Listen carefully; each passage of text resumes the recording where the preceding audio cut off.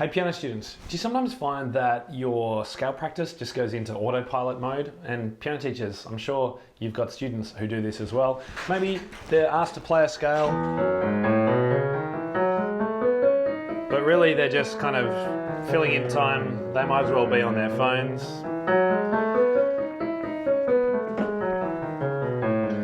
And they might be practicing, but they are completely disengaged. Their brain isn't there. What do you do to actually turn off that autopilot and give them challenges that will keep them practicing? Well, in today's video, I'm going to explain to you, 20, 30 little ideas that you can use in your studio with no props or equipment or apps or anything like that are going to spice up your scale practice and also turn off that autopilot. And I've got a link to this sheet here, which gives a summary of all of these tactics. There's 3 pages in a PDF, and you can find the link below this video.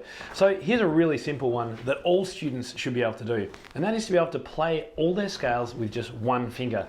Because one of the things that we all know happens is that we use our muscle memory to remember the notes of a scale. And of course, one of the first things to go when students are being assessed or playing in an exam is muscle memory. So being able to play a scale with only one finger, doesn't matter which finger, just takes away that idea of muscle memory. So do your students actually know what notes they're playing? That's the best way to test out. Now, of course, playing with your eyes shut is a great challenge, and students tend to look shocked at me when I ask them to play things with their eyes shut, and then often proceed to do it pretty well. So that's another one. Just playing staccato,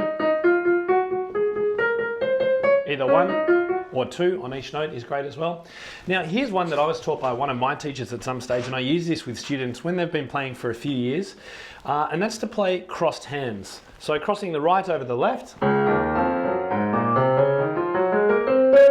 is a great challenge in making sure that students are actually independent with their hand use.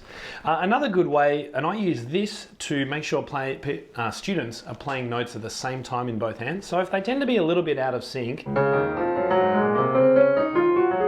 then making them play 2 octaves apart can be great practice as well. Now, here's another challenge, and this can be as fun or as crazy as you want. Playing 2 different scales in 2 different hands can be a great challenge as well, and can produce some pretty interesting sound effects. So if I play D flat major with the left hand and B major in the right hand, we get a pretty unusual mix, but you can have combinations of 4ths and 5ths and 3rds that can actually potentially sound quite nice.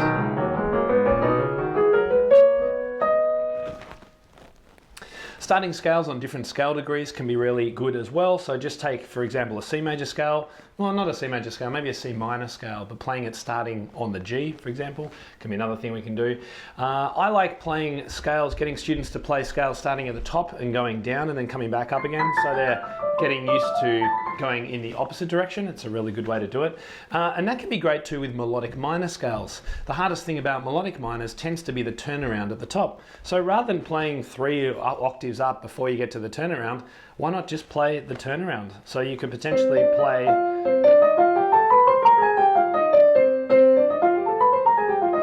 and just do all of the melodic minor scales just 1 octave. What else we got? Contrary motion. There's lots of different ways you can do contrary motions. Obviously working outwards is the normal way to do it, but there's nothing stopping you doing it 2 octaves apart or 1 octave apart. And I love using the Russian scale form or the grand scale, which I've documented in the sheet here. And what that means is that we play 2 octaves upwards, and then we go outwards, contrary, 2 octaves. Then we go up 2 octaves, out again,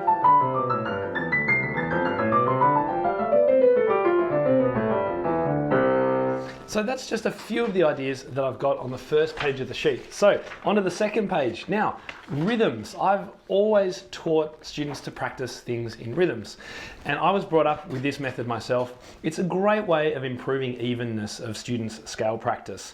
So if you're finding students are a little bit, sloppy and uneven with their playing,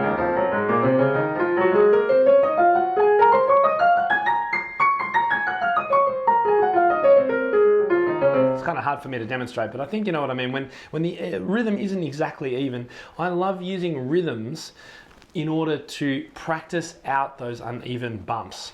So what we're doing is we're introducing accents on certain rhythmic patterns in order that when we take them out again, the student is free to play absolutely smoothly. The other thing that it tends to do, and I've got a list of all the rhythms that I use on the last page of the sheet here, which you can download the links again below this video. Simple things like walk, walk, running, walk, walk, running, walk, walk, running. Or longer, longer, longer. My teacher used to say pom, tiddly, pom, tiddly, pom. We've got lots and lots of these different rhythmic patterns here on the sheet for you. Again, all great ways to turn off autopilot in scales. And finally, you can also muck around with things like different accents. So displacing accents, so let's say you're playing 4 octaves, we can accent the first of every semiquaver group, and this is great for practicing challenging repertoire as well with lots of filigree runs. So we could do first of every 4 notes, or we could do the second, the third, or the fourth.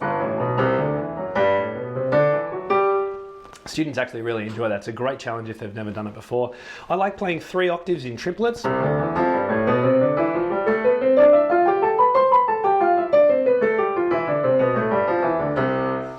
So displacing and mucking around with accents is great fun too. Oh, I should say different articulations and dynamics is good too. So staccato one hand and swapping over.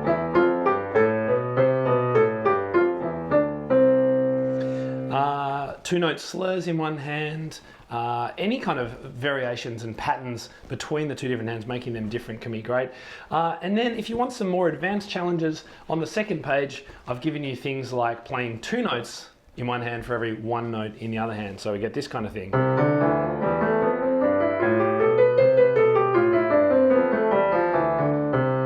You can also do